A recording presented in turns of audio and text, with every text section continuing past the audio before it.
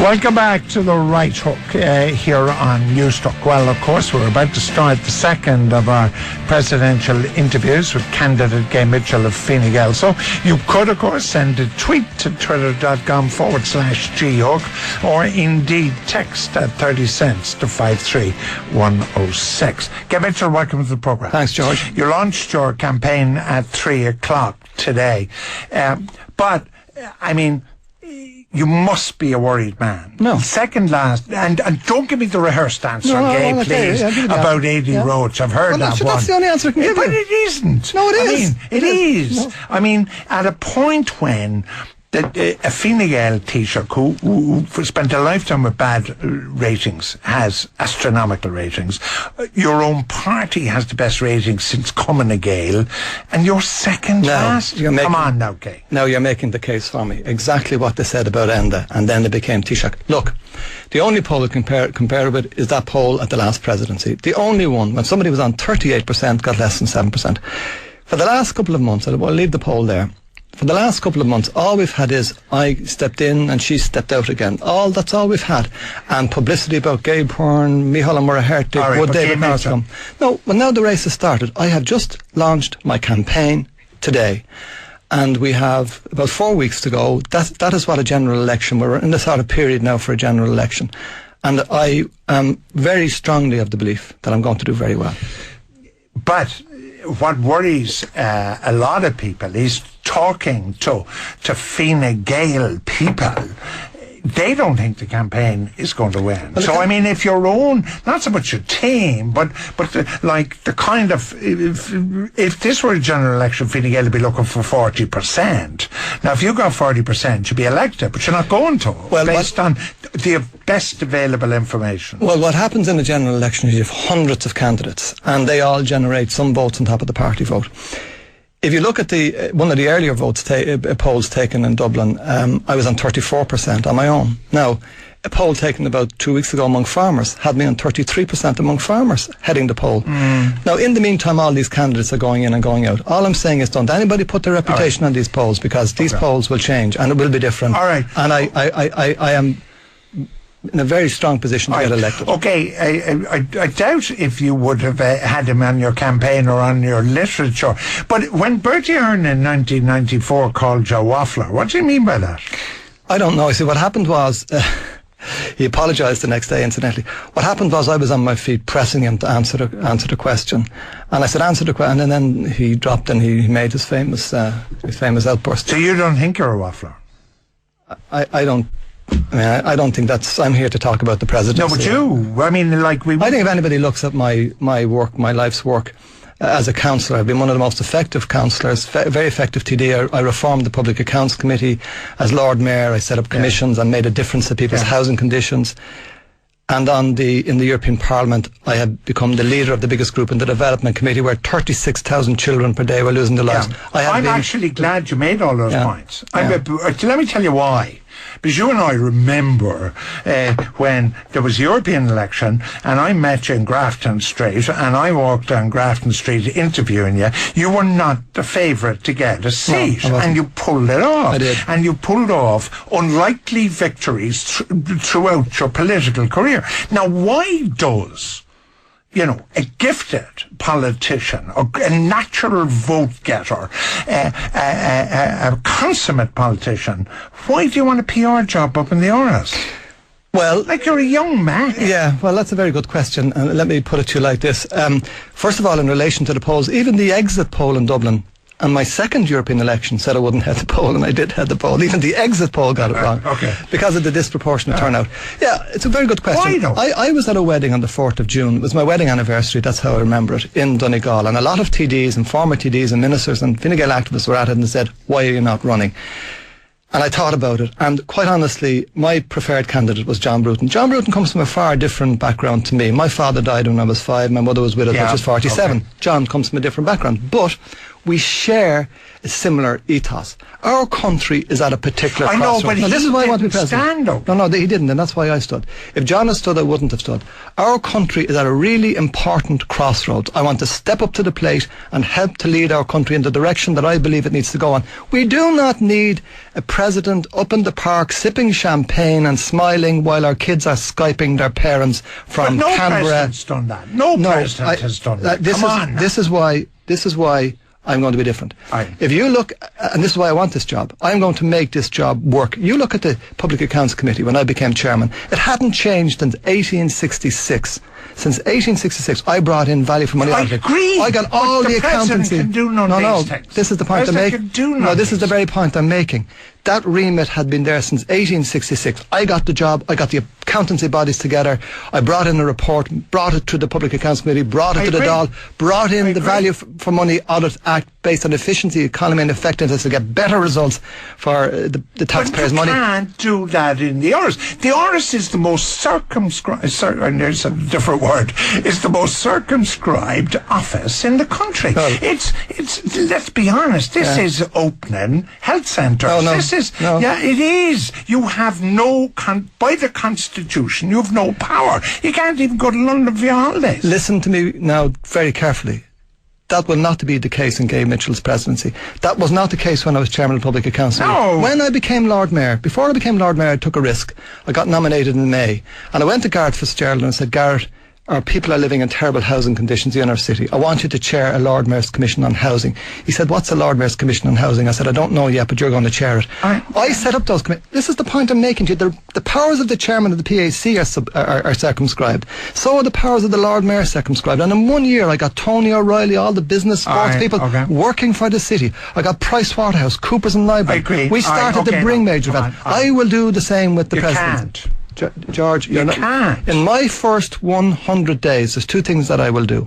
Right? The first thing is I will surround myself with good people. You're on a short list, George, because you're the sort of person I'd like to be surrounded by. I will surround myself by good people, and they will not be paid. And I will say to them, the first thing I will say to them is, what can we do about suicide? What can I do to bring a message to the Dáil? I have the power to summon the Dáil and Senate. 600 people are dying every year. I want to do. Second thing I will do is actually take my book, this book that was published called By Dáil Account by the IPA that I wrote, setting out how the Dáil and Senate themselves should actually start doing their work. I am part of the Oireachtas ever become president. But you can't tell them. You can't ring up the Taoiseach and say, Taoiseach, this is what I want. Listen. But I can summon a meeting at the Dáil and Senate, and I can go to them and say, people are concerned. It's my job to pursue the welfare of the people. The Dáil and Senate is not functioning as a parliament should. Isn't the real answer, though, that you went for the presidency because a devoted Fine Gael man that you are, you didn't want a carpetbagger like Pat Cox getting the nomination? I mean, isn't that really why you went for it? No, I took that time to think about it, and I think it was Thursday the 8th or the 9th of, I can't remember what the Thursday was. I was sitting in the Donnybrook Church at Declan Costello's funeral on the same bench as Liam Cosgrave. And I remembered what brought me into politics. Declan Costello did, and the Just Society. I was speaking about this today at my launch. And I said to myself, do I really still believe this? And yes, I do. When I went to the Parliament, I didn't seek the place on the Foreign Affairs Committee that was there for me. I went on the Development Committee because people were dying. And this is what brings me home. I see our country in a mess. I want to step up to the plate and help people, because that's where I started. That's where I started myself. No, I know that. My own start in life was such a difficult start in life. I know how to overcome difficult circumstances, and we're in difficult circumstances. This is hard for me to say, all right? So bear that in mind. Like, when you come into me, and you come into me in the ploughing, and we meet in Grafton Street, and all these few but important occasions that we have met, I like Gay Mitchell. Now, why are you not liked? Because if you were liked, you wouldn't be at 10%. Why do you think that is? Why do you think that people have a vision of Gay Mitchell which is different from maybe my vision of Gay Mitchell and your version of Gay Mitchell? Can I say, first of all, I think there are people out there who try to paint me as something of a conservative. If you look at what I've spent my time on, instead of simply going legalistically about people going abroad for abortions, I brought in a bill called the Care of Persons Board Bill to try and help them. I brought Garrett Fitzgerald and spent 20 years on the council. So you're not a conservative? I spent 20 years dealing with housing. I spent most of my time for 7 years in the Parliament dealing with people dying in the third world, as well as attending to our economic and monetary affairs issues here. I campaigned against the death penalty. All the so-called liberals are keeping their heads down now because the press are asking who campaigned against the death penalty. I did. But the point I'm making to you is this. Well, why don't people... let me answer the question. For that, that's the question I asked. Yeah, I'm coming to that question. Right. I've learned this over the years, that handsome is as handsome does. And that's what my mother taught me when I was a kid. Not what this smiley person who comes up to you and shakes your hand and says, how's it going to get over the election? I have really tried to be dutiful and concerned and involved and raise the issues that are important. Now, I learned from a course I went on once, my eyes opened, it said, in order to sell anything, you have to have liking and respect. In 14 straight elections, George. I know. 14 straight elections, I had liking and respect in the most difficult constituency for Fine Gael. Returned at the head of the poll, Council, Dáil and European elections. But I said that at the very beginning. But that's you're the point. Consummate election. You're a consummate politician, and here you are 10%. No, for God's sake, like, no, George. You're second from bottom of 7. No, George, don't put your pension on that. I can tell you that. Listen to me very seriously. Those polls nobody takes seriously. Okay. Nobody takes seriously. If you look at my track record in every election, and the last election that began, always at the head of the poll, ahead of the Fine Gael vote in Dublin. Okay. Farming vote now telling me I'm ahead in the poll there as well. What an extraordinary thing for a Dublin lad to get the farming vote, be head in the poll. All right, okay. This conservative thing, so I don't want to go away from that. Like, Dan has taken the flack, like, for her belief in Catholicism. But it is, I think, is it not right for us to ask a presidential candidate where they would stand on crucial moral issues for some should it come before them to sign, like abortion, same-sex marriage, and crucially your own party's extraordinary decision, perhaps, to break the seal of the confessional. Like, can you give me an all-embracing answer on that without taking each and every one of them? First of all, I will take my oath of office seriously to uphold the Constitution and the law and to pursue the welfare of the people. If a bill of any kind comes before me and I don't think it meets the Constitution and the law, I will call a meeting of the Council of State. If after that meeting I've still any doubts, I will refer to the Supreme Court, and if the Supreme Court rules that it meets the Constitution and the law, I will sign it. So it doesn't actually matter whether the President is a Conservative or a Liberal then? Yeah, it does matter, because the President makes judgments on what he believes is in the interests of the welfare of the people, not just in terms of adjudicating as to whether to send the bill, but in terms of what the welfare of the people best suits. And sometimes the best welfare of the people is not to tell them what they want to hear, it's to try to lead them to a good place. You know, it's all very well to tell people what they want to hear, and then they spend their time Skyping their kids in Australia and in London and in Boston. I want to create a society where we take our responsibilities as well as have our rights, where there's not just social justice but the enterprise that creates that social justice. Right. That's a message that works. One of the things over the last 10-15 minutes or so is I haven't heard anything about Gay Mitchell that I haven't heard before. Right? Either in leaflet form or interview form or whatever. So give me a break here. Tell me something that I don't know about Gay Mitchell, that people don't know about Gay Mitchell. Well, Mairead McGuinness says I'm a funny guy, and I think I am a funny guy. I think it doesn't come across in the media, but I love a laugh. I love a bit of a joke. I used to, when I went to the Parliament first, it wasn't long after my brother died. I lost 2 brothers and a sister, so it wasn't just Jimmy dying. But I used to think of him often when I'd be walking to the Parliament, and always I laughed, always, because I remember the funny things we got up to together, the practical jokes we got up to together, and I think people don't see that in me. I love a laugh, and there's a very light side to me that people don't see. But why do you think they're not seeing it? You know, I've certain sympathy with people, this. George, we'll talk about, but why not? Let me just say this to you now. I don't know whether I should be saying this on the air. You can happily say it. If anybody says to me anymore, smile, I will jump off O'Connell Bridge. I'm sick of people telling me, smile, smile, smile. Smiles do not deliver jobs. Smiles do not deliver the sort of thing that this country needs, which is moral leadership. People are going to roll up their sleeves, hard work. I will smile when I need to smile, but I don't believe in the smiling business for the sake of smiling. I believe in being genuine, authentic, committed, working, being on the real side, not the pretend side. Why has, and I'm not going to refer to a recent radio programme you did, but why have Fine Gael and you alone launched the campaign against Martin McGuinness. Well, nobody else is doing that. First of all, let me deal with myself. I haven't launched a campaign against anybody. I agreed, as requested on certain terms, to do a programme yesterday with Martin McGuinness. Martin raised some questions about himself. I challenged him. He challenged some things about me. He didn't answer the challenges that I raised. All of the challenges. I'll interview him. But all the challenges all the issues I raised were issues pertinent to him and his politics and current affairs and current issues that he was saying. Nothing to do with launching any attack on anybody. I haven't attacked any candidate in this.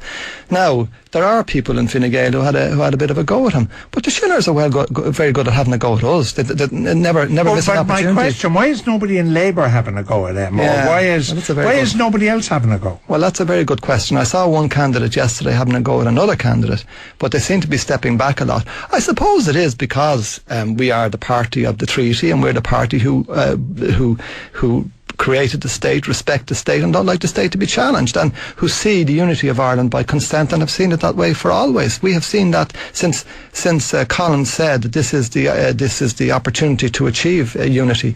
So I mean, we saw, and Gareth Fitzgerald was one of the reasons I joined Fine Gael. As a senator, was saying the only way you can do this is to unite the people. Stop thinking in terms of geography. So I suppose people think it falls to us, the sort of sentry in the box, so to speak, to stand up for the rule of law. But isn't it true, though? I'm glad you made that. Fine Gael love of the law and order party. It's always been your tradition, the party of the treaty, all those things that make Fine Gael the party it is. Isn't there also, and there must be, for you as your party's representative, a terror that Fine Gael would finish below Sinn Féin in this election? Irrespective of winning or losing, there must be a terror that a party of law and order would be below a party that is the complete anathema to everything you believe in. George, there isn't the slightest possibility that Fine Gael will finish in that position. You know that, and I know that, and there isn't any point in dwelling on it. I don't know that. Well, I do. Listen, you look at the organisation we have up and down the country. Sure, they turn out to vote themselves. Never mind the people that they turn out. And I'll tell you something else.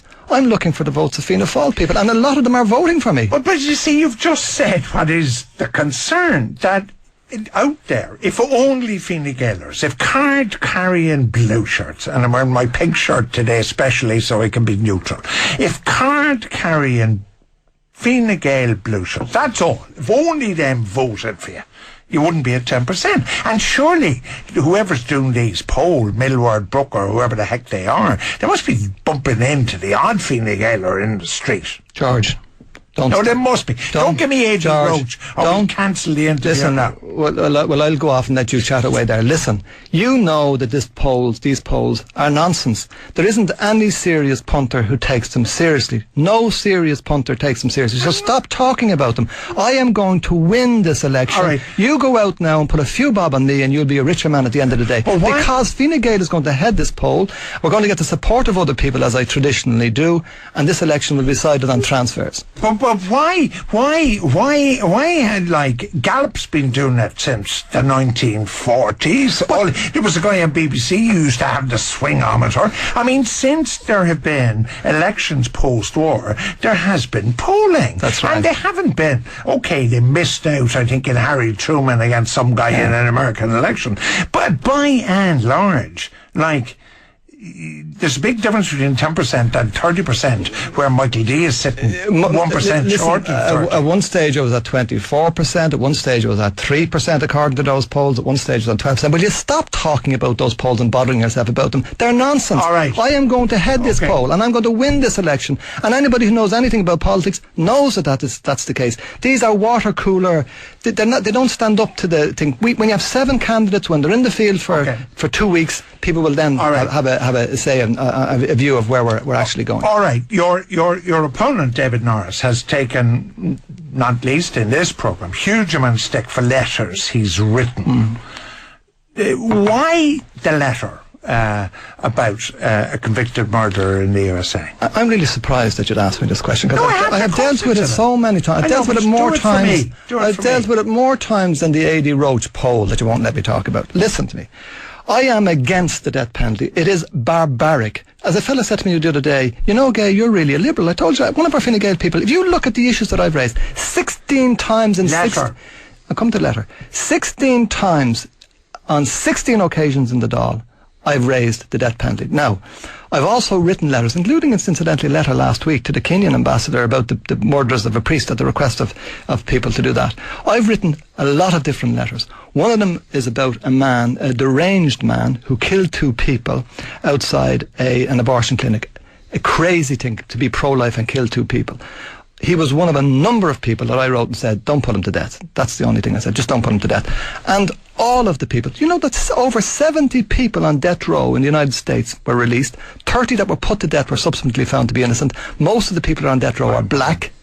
So it doesn't, and Pierpoint, but the last hangman here, and a consensus of police enforcement officers in the United States, senior officers, said it is not even a deterrent. It's people are put to death in the United States because it's politically popular. Congressmen get elected on it, and senators get elected. And incidentally, when the Congress Caucus Committee on Ireland came to the Foreign Affairs Committee, I think it was Michael Woods chaired it, I raised it with them. To everybody's embarrassment. So, I said, what sort of people are you that you support this sort of thing? So the letter, well, what's the difference between the letter, I presume you wrote it on the Oireachtas notepaper, is it? Yeah, probably. Somebody's Oireachtas or European paper. Yeah. So what's the difference between, and this is not my question really, what's the difference between you writing a letter and David Norris getting a pile of steak? Well, I think the difference is this, that I'm simply asking, after the event, the governor or the president who has the power of clemency simply not to put somebody to death. The last person sentenced to death here was Pringle. The government substituted a 40-year sentence. A lot of people raised it in the Dáil at the time. You're quite free once the judicial process is over. You're not free to write to a judge, particularly where somebody is related to you. And, you know, not to take account maybe of some innocent young person in the correspondence. Okay. That, in my view, is a far different affair. I did what I was asked to do by people like Amnesty International, the Benison Society, other organisations like that, and sometimes individuals. There's huge discussion about how much the president's going to get paid, or indeed how much people got paid in their past life. Or, I mean, how much they earned last year or 10 years ago or whatever. What are your thoughts on that? Well, I think it does preoccupy a lot of people. My salary for last year was 93,000 or something like that. It's the only income I had last year. I can publish my P60, I have no problem with that. It's whatever the salary for the MEP is what I got last year, and I pay Irish. But you'd have pensions though from being a junior minister. Well, in fact, I've surrendered my pensions voluntarily and without anybody asking me to do it. I did it, and I did it quietly on a Friday afternoon because. When was that? Way back before the last election. I've for a number of years have do not draw either my Dáil or ministerial pension. I surrendered them both to the Minister for Finance because the economy changed, and I said this can't continue. But in relation to the President, the salary and expenses of the President are being reduced, and whatever salary is set, I'd be happy. I don't give tuppence about the job, the money. I want to do this job because I believe I will be a different president. I'm telling you this now, and I'm telling this to the people. They will see me in every parish and half parish, every community up and down the country as president, and I will be pursuing the ethos that I spoke to you about, persuading people that this is the way to become more prosperous and happier, as our proclamation set out for us to become. Not just prosperous, but prosperous and happier. But if you did all that incredible energy that you have, if you did all that in Europe or in the Dáil, look what you could achieve. There'd be old ladies up, and I'm not sure geographically exactly where you are, but there'd be old ladies who would need medical cards. There'd be people who couldn't get into hospital. There'd be all these things you could do. The people that you helped across the world by your activity in Europe. To be like, you're not going to be able to do that. I just don't get why you want to do you know what I'm going to other do? than stop Pat Cox getting the nomination in the first place. Do you know what I'm going to do? I'm going to put suicide on the agenda. I'm going to put making our Parliament work on the agenda. And I, as President, coming from a country that has been generous in helping people, has had missionaries and NGOs, we have real credibility in the world dealing with people who are dying. 22,000 children a day, thankfully reduced from 36,000 per day. I am going to be the head of state that leads the world in continuing to pursue that issue, because having been leader of the biggest group in Parliament for 7 years, I have the experience, I have the compassion, I have the energy, and I have the sense of direction to do this job and make our country proud. Now, 4 times you've told me you're going to be a president. I'm broadcasting from the voting, Dublin Castle, so we'll We'll have €10 and that will be, you and I. What odds would you? What odds? No, do you no odds. I'm an even money man, because I don't understand. Come on, you can afford more than €10. No, €10. Okay. €10. The coffee's on me. All right, and you're on. we'll get an appropriate charity. Okay. My guest on the presidential interview, Fine Gael's Game Mitchell.